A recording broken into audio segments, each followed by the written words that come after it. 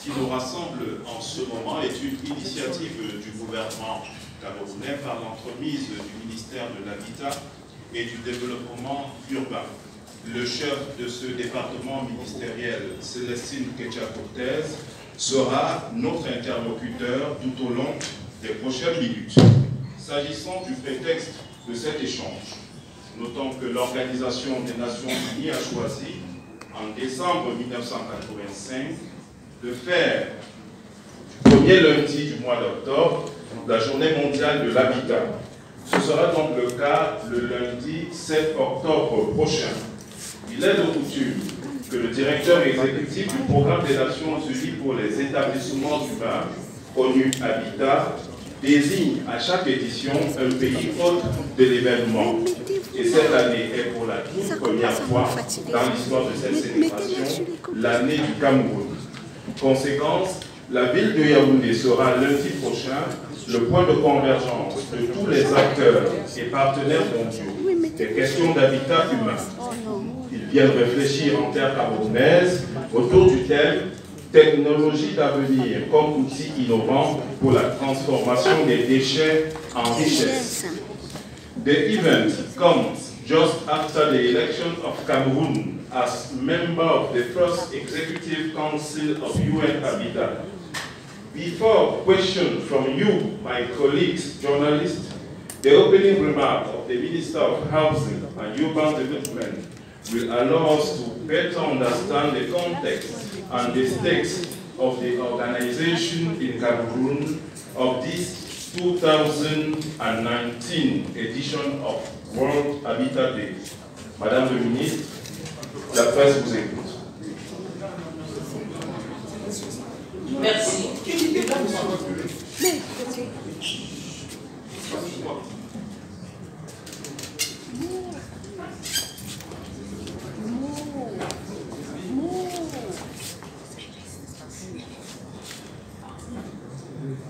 Monsieur le ministre de la Communication, ici représenté par le secrétaire général, monsieur le délégué du gouvernement auprès de la communauté urbaine de Yaoundé, monsieur le représentant résident du système des Nations Unies au Cameroun, mesdames et messieurs les représentants des organisations internationales, mesdames et messieurs les directeurs généraux, mesdames et messieurs les maires, monsieur le modérateur, chers amis des médias, messieurs et madame les journalistes et autres professionnels de la communication, chers collaborateurs, distingués participants.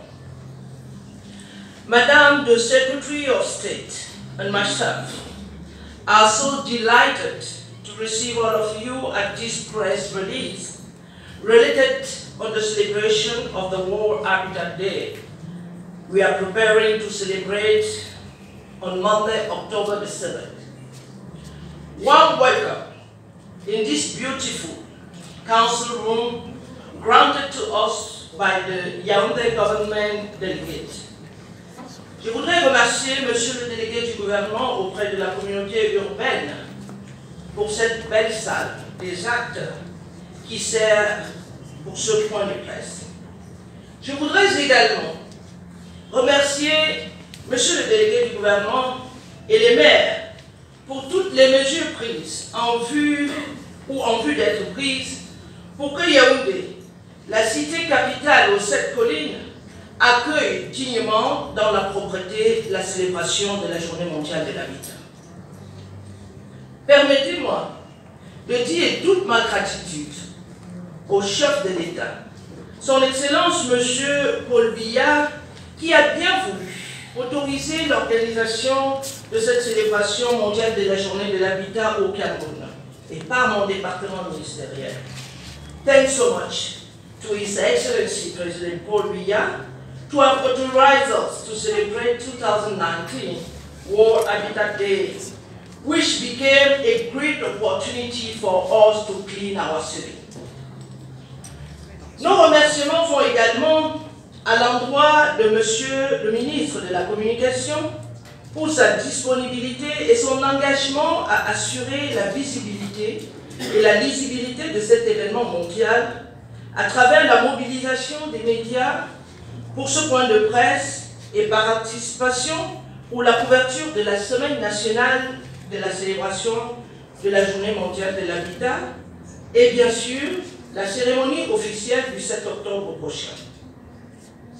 Placé sous le très haut patronage du président de la République, M. Paul Biya, chef de l'État, qui m'a fait l'honneur de me donner son très haut accord le 13 août 2019 pour organiser cette cérémonie au Cameroun, la célébration de la Journée mondiale de l'habitat prévue le 7 octobre à Boutel, les technologies de pointe comme outils innovants de transformation des déchets en richesse. Dans sa résolution 40/202 du 17 octobre 1985, l'Assemblée générale des Nations unies a désigné le premier lundi, comme l'a dit le modérateur du mois d'octobre de chaque année, comme Journée mondiale de l'habitat.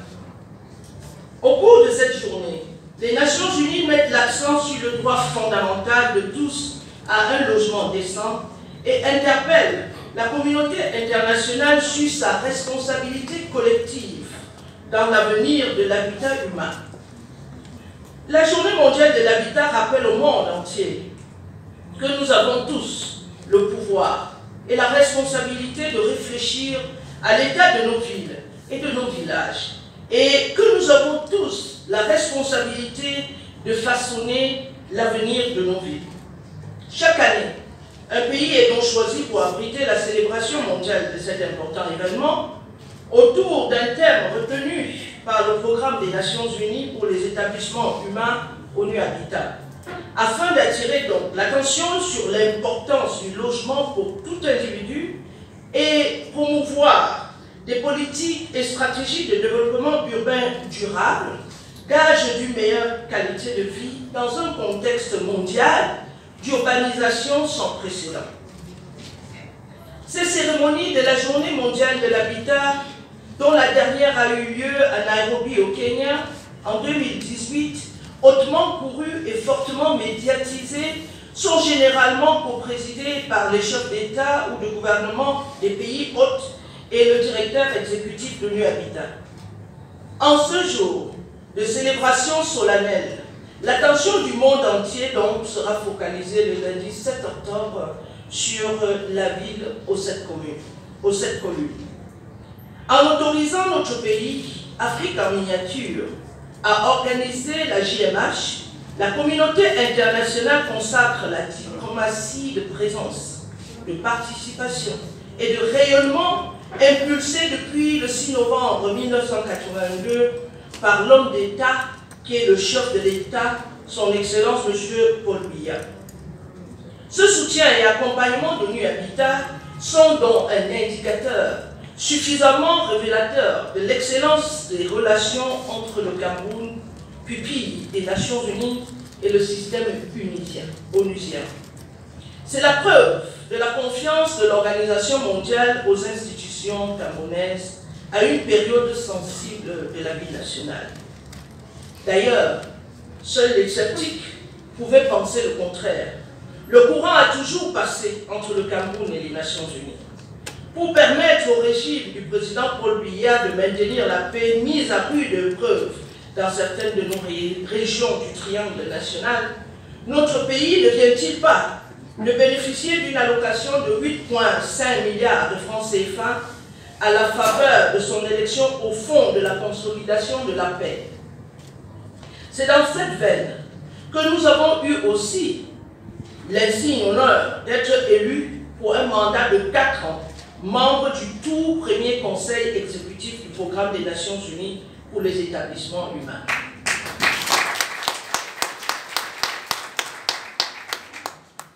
Et tout concourant au bien de ceux qui aiment et qui croient en Dieu, cette semaine coïncide avec la tenue du grand dialogue inclusif prescrit par le président de la République et lancé depuis hier par son Excellence John Bouté, Premier ministre, chef du gouvernement. Journée et Semaine mondiale de l'habitat, grande semaine du dialogue national.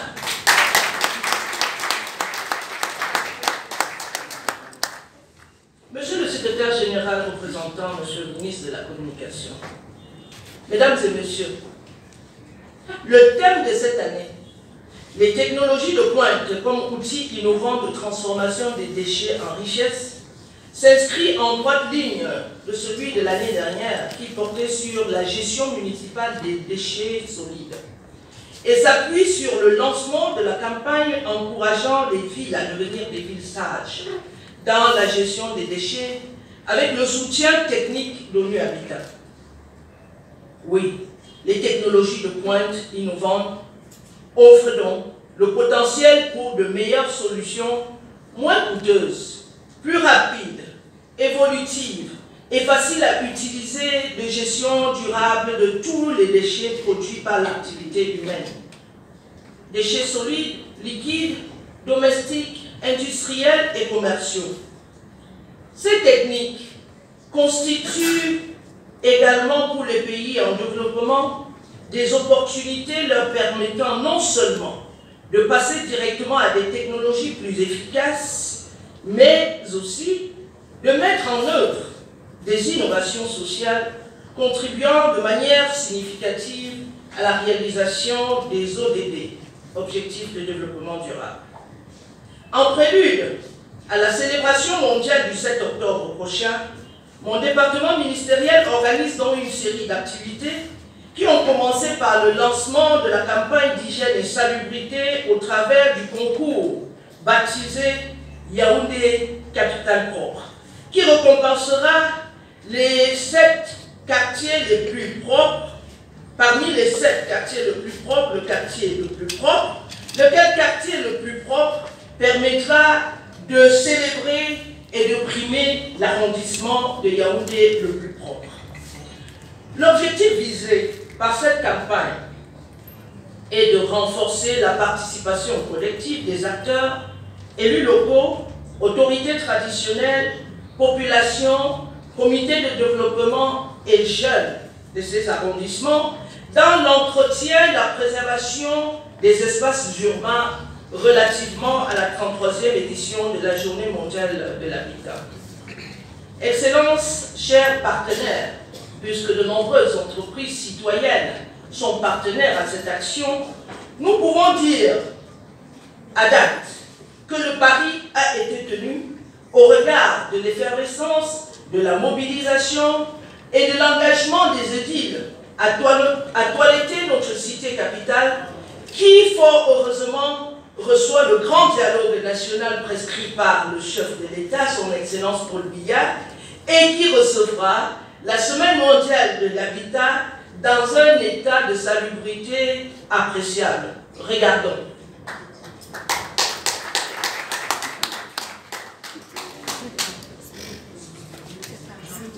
Vous allez voir l'effervescence de la ville, des arrondissements, depuis le lancement de Yaoundé Capitale Propre.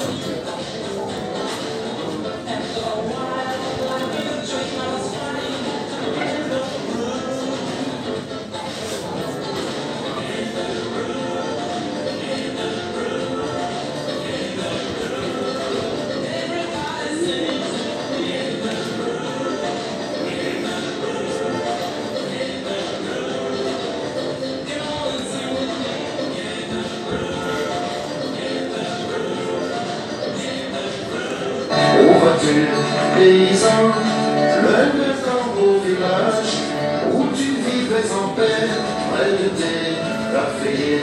Je vais à Yaoundé, Yaoundé la capitale. Je vais à Yaoundé, Yaoundé la capitale. Où vas-tu, étudiant, où de neuf? Chaque matin, quand tu rentres le soir, tu vérifies si tes choses sont bien arrangées avant de rentrer. La propriété qui a été faite. Je demande aux populations de continuer dans cet élan. Et les moyens de montrer un visage reluisant de notre capitale Yaoundé. Les portes sont ouvertes à d'autres partenaires du secteur privé pour s'associer à nous et accompagner nos maires à tenir les villes propres.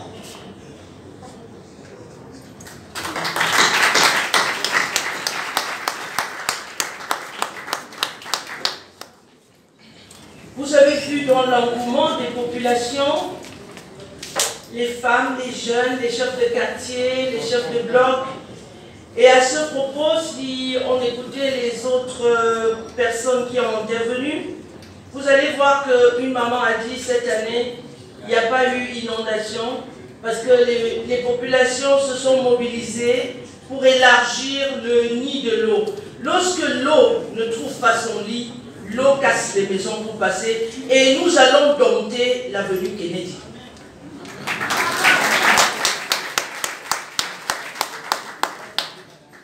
C'est l'occasion de féliciter très chaleureusement le délégué du gouvernement, de féliciter de manière appuyée les édiles, les maires, avec leurs chefs de quartier, les populations, les membres des cadets.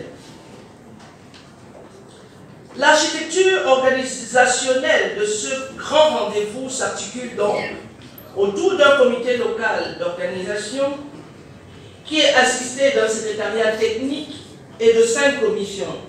La commission d'accueil, sécurité et loisirs, la commission logistique et transport, la commission communication, la commission scientifique et la commission des finances.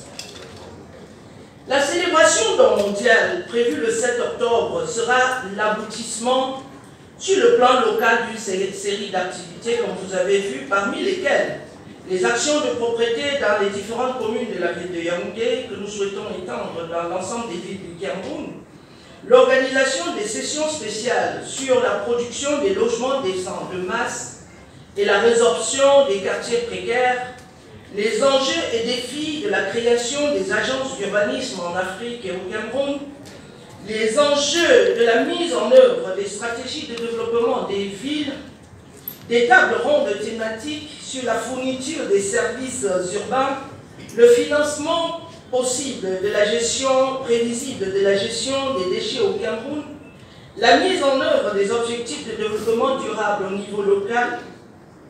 Déjà, mesdames et messieurs, dès demain aura lieu ici même à l'hôtel de ville de Yaoundé l'ouverture du village de l'habitat qui appellera les entreprises citoyennes du secteur de l'habitat pour vous montrer leur savoir-faire.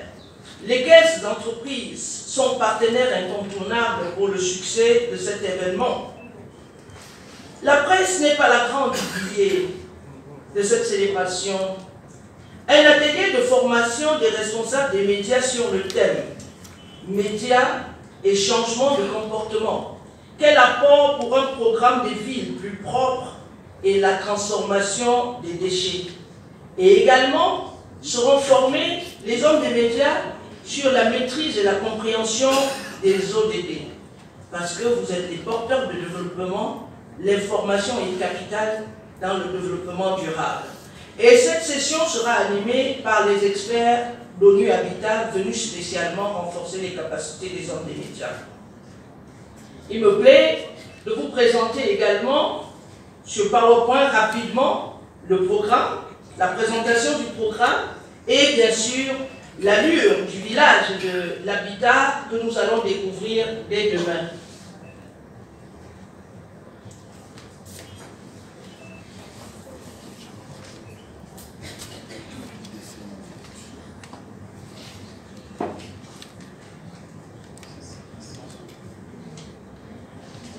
Y a-t-il un commentateur ou est-ce qu'on doit se débrouiller pour entendre, pour déduire?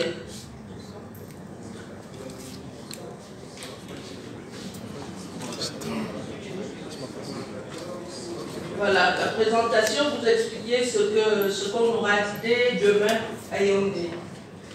D'accord, mesdames et messieurs, Excellences, merci de votre présence. Je suis Jessie Apindongo, directeur général de l'entreprise régisseur de l'événement. Donc vous avez devant vous un visuel du village, parce que bien plus qu'une célébration, le ministère a tenu à faire en sorte que ce soit une communion entre les acteurs du domaine de l'habitat. Et donc l'image à gauche présente de manière aérienne le village. Il y aura une quarantaine d'exposants, parmi lesquels des multinationales, les entreprises étatiques, mais également ce qu'on a appelé les startups de l'habitat. Ces personnes qui œuvrent dans la technologie et qui nous offrent des solutions accessibles, pratiques et disponibles pour tous. Donc il y aura ce village-là, tout le monde pourra y venir dès jeudi pour rencontrer, découvrir. Et puis ensuite, sur le prochain slide, la régie, vous avez une image du stand, des stands de 9 mètres carrés, et ensuite des stands de 18 mètres carrés. Donc le village sera ouvert dès jeudi et tout le monde y est convié.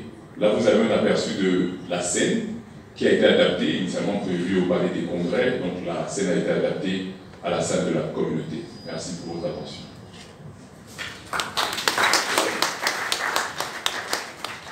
Merci, monsieur le directeur général. Voilà donc présenté rapidement le programme de la semaine.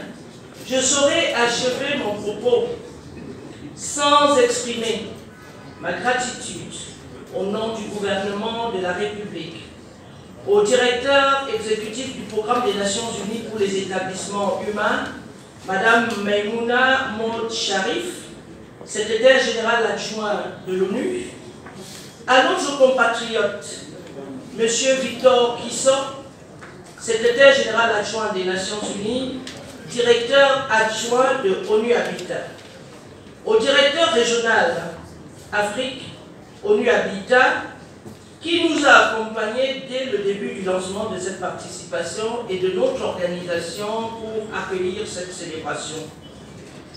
Une reconnaissance, une fois encore, appuyée aux directeurs généraux du secteur, partenaires au développement, aux entreprises citoyennes. Je vois la présence d'IAI qui s'est associée aux entreprises partenaires. Merci, monsieur le directeur, le représentant résident. Merci au directeur général de Maïtur, tous les directeurs généraux qui sont là, qui se sont associés. La SIC est également, Mipromalo est représenté, Crédit Foncier, toutes ces entreprises du secteur des travaux, du secteur de l'habitat, qui demain montreront à travers le village de l'habitat leur savoir-faire et leur engagement à accompagner le président de la République dans l'adressage des questions d'habitat décent, dans l'adressage des questions de gestion des déchets. Je voudrais donc les remercier pour avoir accepté de nous accompagner dans l'organisation de cette conférence de presse et bien sûr dans l'organisation de la semaine de l'habitat et de la célébration mondiale de la journée mondiale de l'habitat. Merci aux médias audiovisuels et cybernétiques venus et qui ont honoré de leur présence au point de presse et qui nous accompagnent depuis le lancement. Je voudrais également dire que les thèmes retenus chaque année par ONU Habitat, adressant des questions relevées dans le nouvel agenda urbain qui permettra au pays de se dire durablement développé ou pas, seront célébrées au Cameroun chaque année aux côtés des pays retenus par ONU Habitat pour toucher du doigt nos questions de développement durable. Et au terme de notre célébration du 7 octobre, nous déciderons, en fonction des villes, en fonction des compétitions entre nos villes, nous déciderons, le jury décidera quelle ville accueillera la Journée mondiale de l'habitat 2020. Je vous remercie, mesdames et messieurs, pour votre bien aimable attention et je suis à votre disposition pour les questions éventuelles.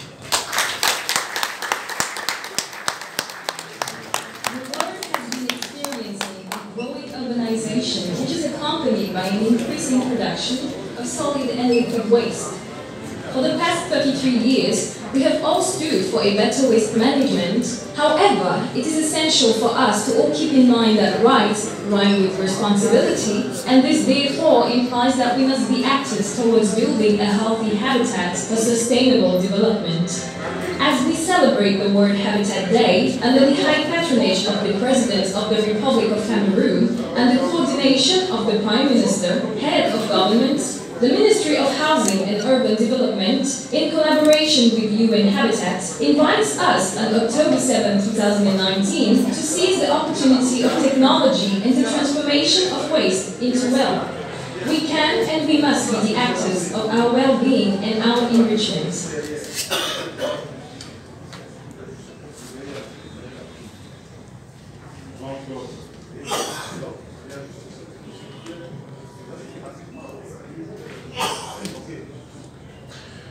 Merci Madame le Ministre pour votre propos liminaire.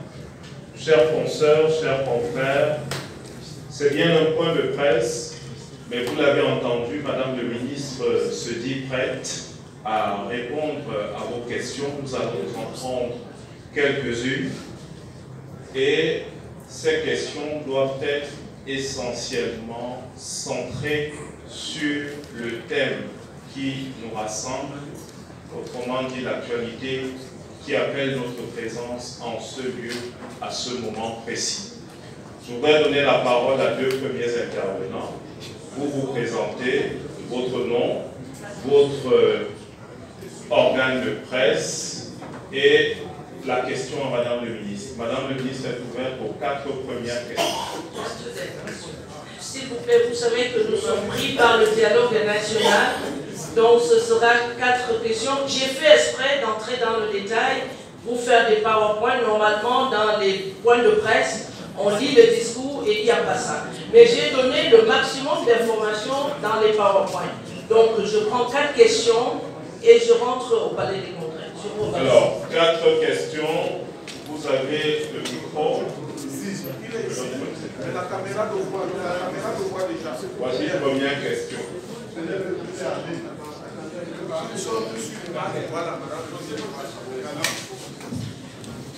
Bonjour à tous. Je suis Macha Gemal Abdel Nasser, directeur de l'organe Mosaïque International. Madame le ministre, vous avez si bien présenté le contexte dans lequel le Cameroun accueille cette journée mondiale de l'habitat.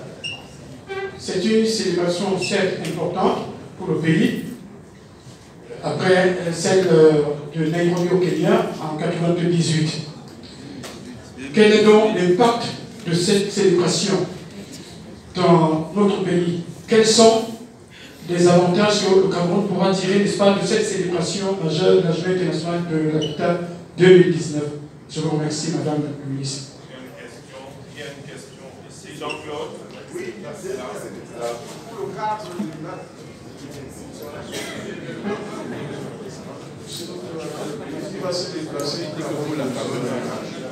envoyez le micro.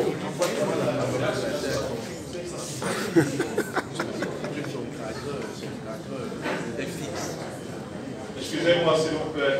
Excusez-moi s'il vous plaît. Attendez.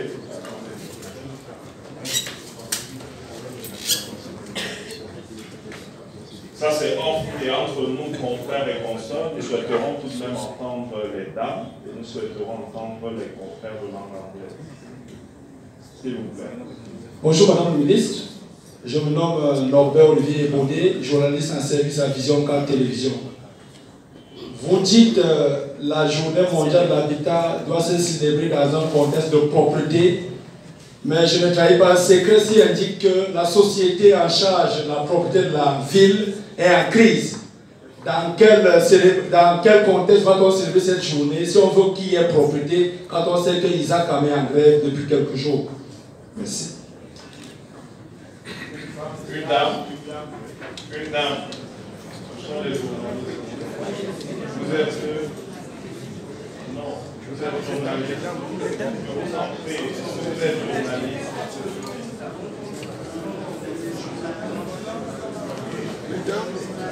On n'est pas des un point de presse. Uniquement les journalistes posent des questions. Je vous en prie. Une dame, une consoeur. Pardon? Elles ont jeté l'éponge. Elles sont pas. Donnez à deux James. Un confrère de langue anglaise. Oui, une dame. Merci, madame. Oui. Elle va sauver les mains.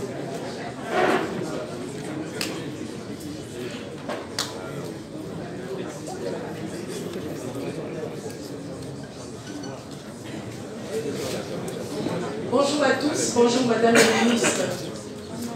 Alors je suis Elisabeth Hassen, je suis journaliste en service à la Deutsche Welle.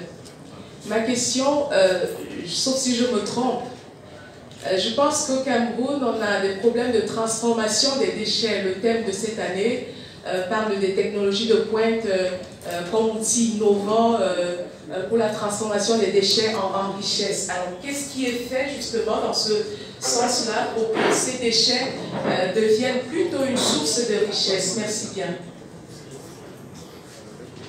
Dernière question. In English. In English. Nobody. One question. No. Let me ask something in English, so that my English is poor. Yes, there is one question, there is one. My English is poor, but I can ask question in English.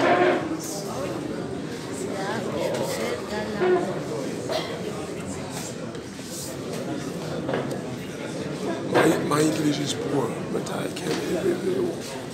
can even try to do something.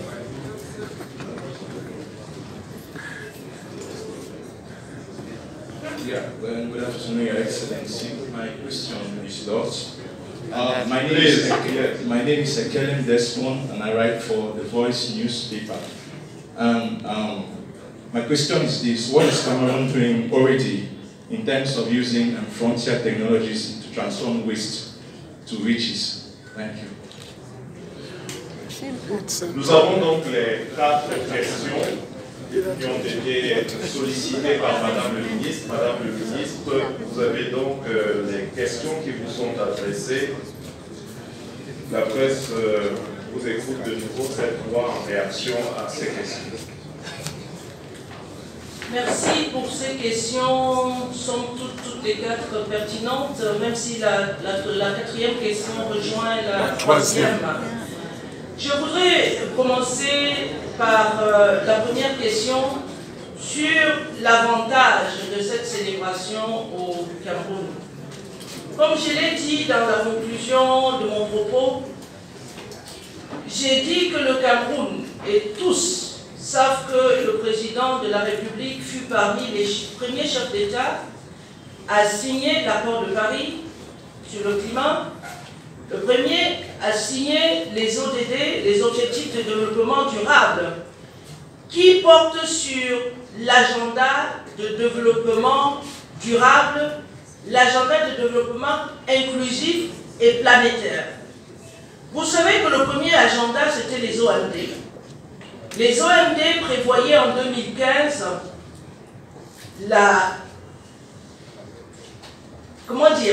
on disait qu'en 2015, on n'aurait plus de pauvreté. L'éradication, c'était le terme utilisé. Mais en 2015, on s'est bien rendu compte que les résultats sont mitigés.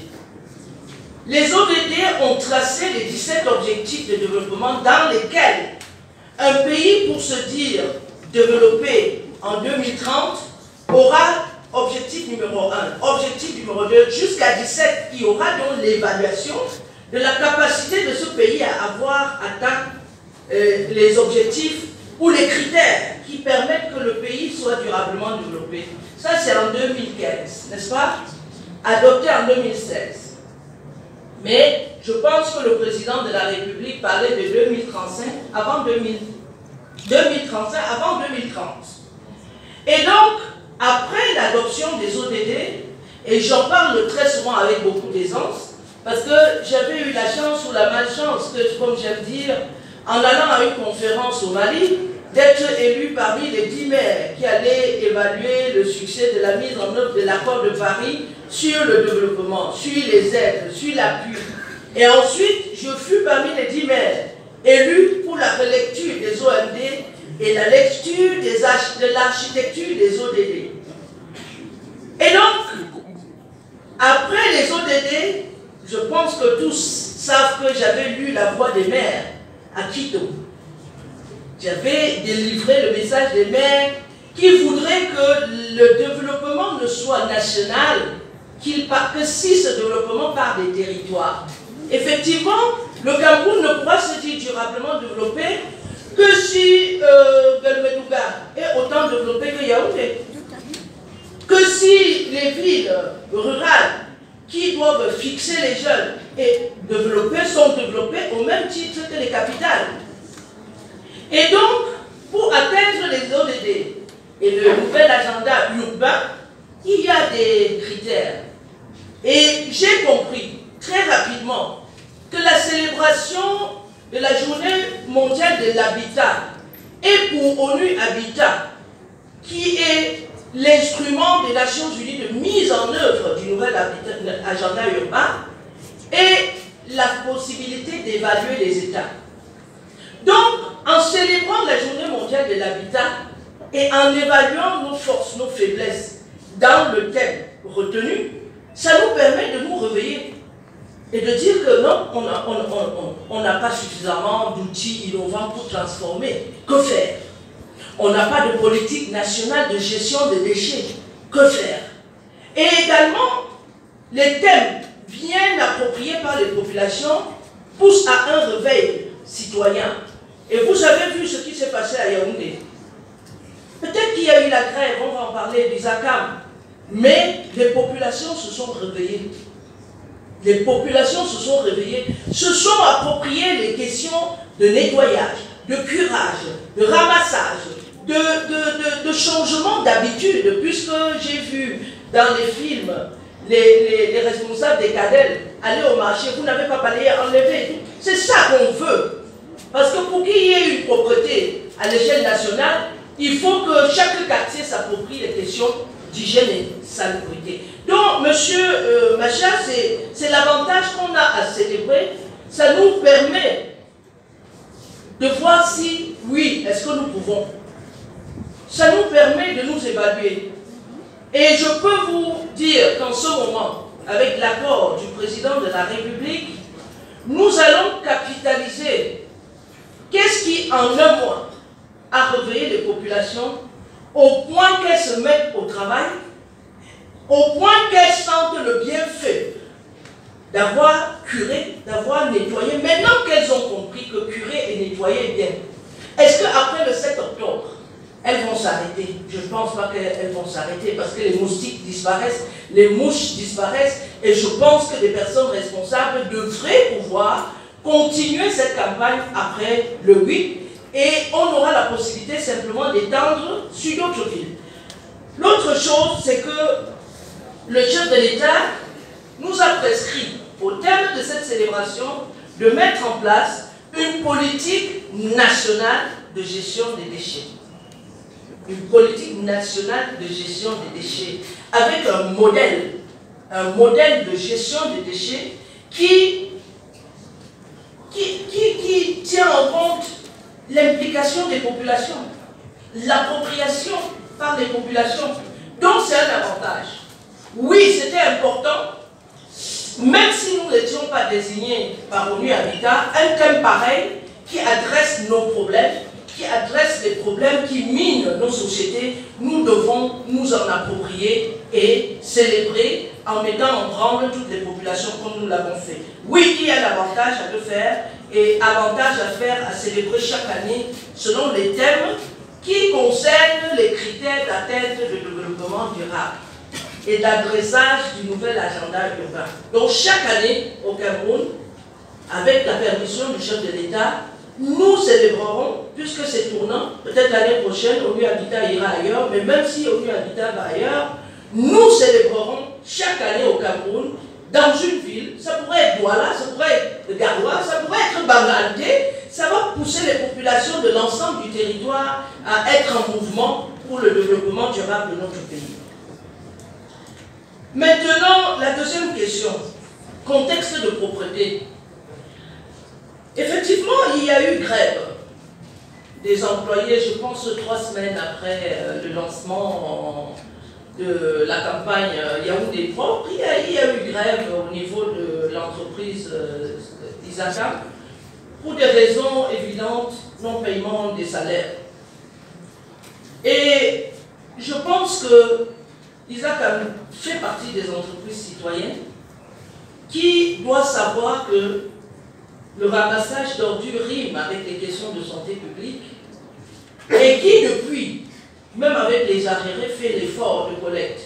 Il appartient aux employés aussi qui accusent ces arriérés de salaire, dans ce contexte, de mettre un peu le bémol, c'est-à-dire d'attendre. Ce n'était pas le moment indiqué pour gréver, ce n'était pas le moment idoine pour montrer leur mouvement d'humeur, mais je peux vous rassurer que dès que nous avons eu connaissance, le président directeur général de la Isaka n'étant pas au Cameroun, nous avons tout fait pour savoir où il était. Il a pris l'avion et puis le travail a repris dès le lendemain. C'est l'occasion. Oui, vous pouvez applaudir, ça a repris. Ça a repris et puis, occasion encore pour moi de dire que le Cameroun est un pays tellement résilient. Tellement résilient. Quand vous avez un État qui a 10 régions, et les gens doivent savoir que le budget, l'argent qu'on redistribue, c'est l'argent des citoyens. Ça vient des 10 régions, c'est la contribution nationale. Mais lorsque vous avez l'Est, vous avez l'extrême nord, vous avez le nord, vous avez le nord-ouest, le sud-ouest. Lorsque nous sommes attaqués de part et d'autre, honnêtement, on ne peut pas s'attendre à avoir des paiements à temps. Mais je peux dire qu'on peut applaudir pour le Cameroun parce que le paiement arrive toujours. Il y a des retards et le paiement arrive toujours et ce qui fait notre résilience. Si le Cameroun n'était pas un État résilient avec toutes ces attaques, mais on n'aurait plus de salaire depuis presque 3 ans. Il n'y aurait plus de salaire. Mais je voudrais donc profiter de cette occasion pour demander à nos fils, aux citoyens camerounais, de savoir par moment faire la part des choses. Il y a des moments où une grève n'est pas justifiée. Même si vous pensez avoir raison, on ne peut pas lancer une campagne Yaoundé capitale propre. Vous attendez le dernier virage une semaine après pour gréver. Moi, je pense qu'il y a des manières aussi de s'exprimer, de dire qu'on a tellement bien fait, mais dans des contextes, dans des situations difficiles. Et là, le ministre apprécie et fait une note au président en disant ces jeunes ont travaillé sans salaire. Et là, vous connaissez le chef de l'État. On va chercher dans les réserves, on essaye d'adresser cette question. Mais vous ne laissez pas les maires qui se sont engagés, les populations qui se sont engagées, au point où les populations qui étaient déjà engagées commencent à dire « Ah, on a collecté, ils ne sont pas venus ramasser, on ne va plus le faire ». À ces populations aussi, il ne faut pas le dire, parce que si vous ne le faites pas, vous dormez avec les poubelles. Donc il vaut mieux le faire et trouver des solutions moins chères. Comme on a dit, ça peut passer par un enfouissement derrière la case. C'est ce qu'on faisait avant. C'est ce qu'on faisait avant.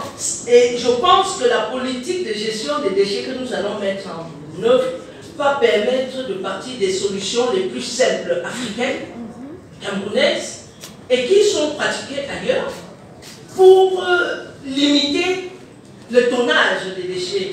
Lorsque nous sommes pollueurs, c'est-à-dire les déchets, c'est quoi? C'est nous les familles, c'est nous qui produisons les déchets. Et dans les déchets que nous produisons, nous avons des déchets qui sont des richesses. C'est-à-dire que qu'est-ce qu'on mange? On mange le poulet, on mange le plantain, on mange le maïs, on mange...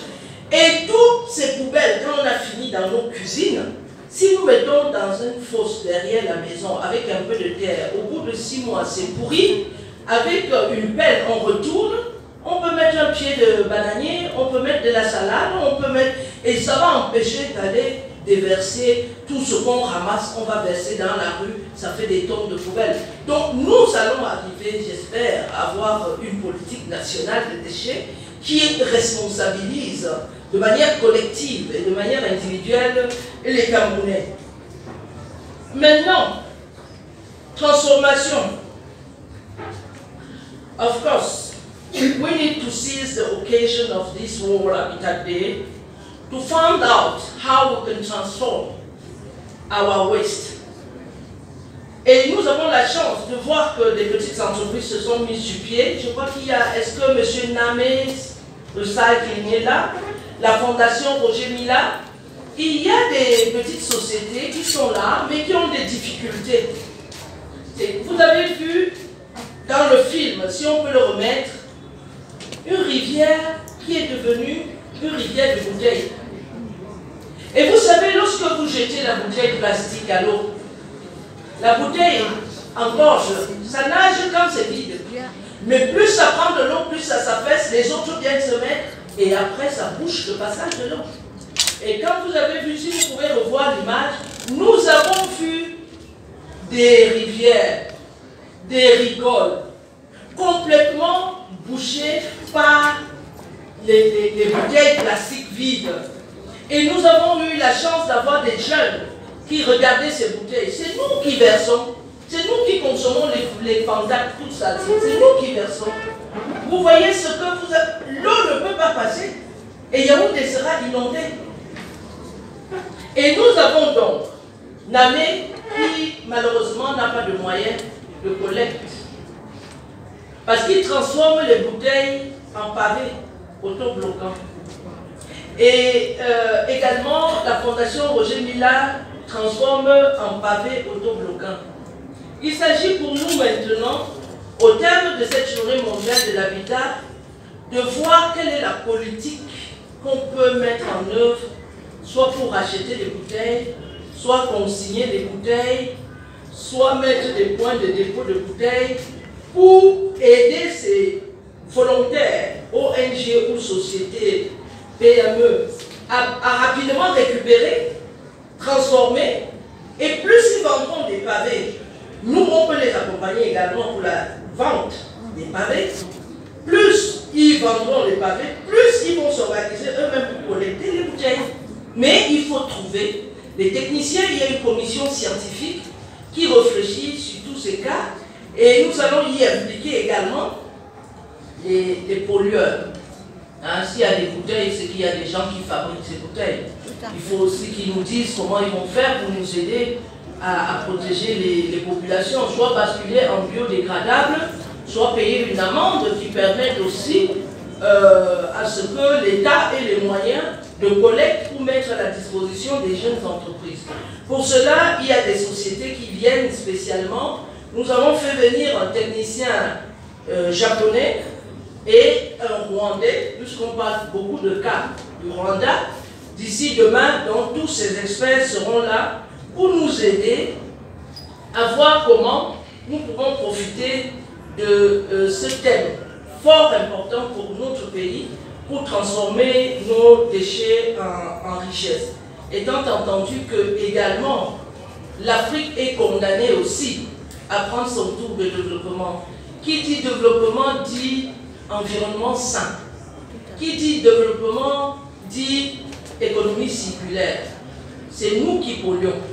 Or, les déchets aussi, ce sont les richesses. Vous allez voir pendant cette semaine, nous allons faire venir tous les best practices cases ici à Yaoundé pour qu'ils expliquent les communes qui ont déjà dompté ces questions de déchets, liquides ou solides, qui vont expliquer comment ça se passe, afin que les partenaires que nous avons mobilisés, sociétés camerounaises, mais également les agences de développement, je tiens à remercier ONU Habitat, l'OMS, Konrad Adenauer, l'AFD, l'Union européenne, quand ils ont vu les images de cette pollution, ils ont dit, dès lors que les maires vont s'engager à gérer et à transformer leurs richesses, nous mettrons les moyens financiers, étant entendu qu'un pays seul ne peut faire.